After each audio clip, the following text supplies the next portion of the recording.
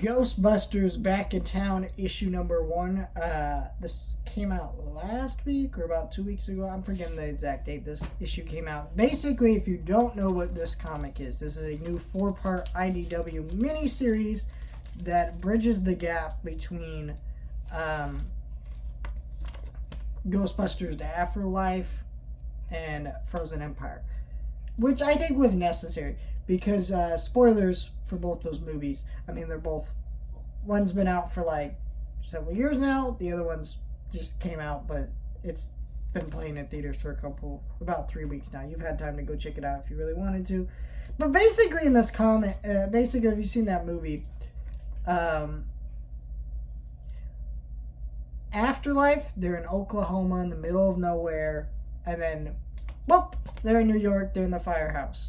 Now, there's context to why they're there. Like, they didn't just magically get to the firehouse. Like, you understand why they're in New York. But it did feel like kind of a little bit of a jump. And so this kind of bridges the gap a little bit. Basically, we see Winston,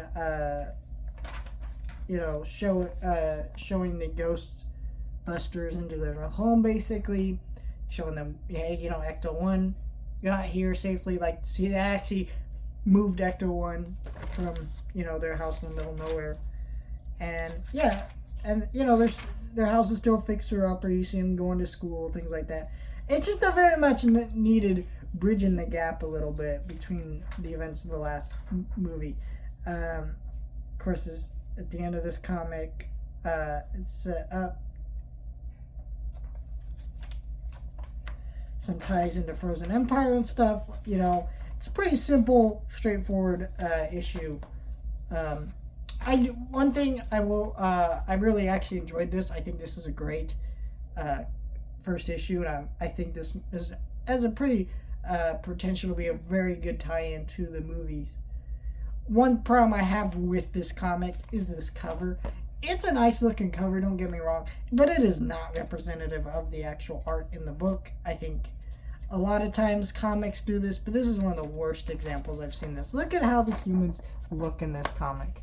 They're not bad. They look fine, actually. I mean, they look like their characters in the movies fine enough with having, their own unique comic art style. There's actually some cool cinematography and, visuals in this comic. But,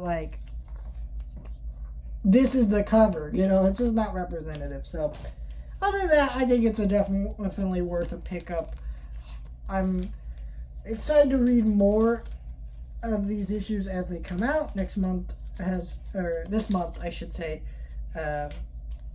issue number 2 comes out. I'll be picking that up and reading it, and when I do, I'll have a review up. But yeah, I thought this was a great first issue that actually did add stuff to the Ghostbusters saga.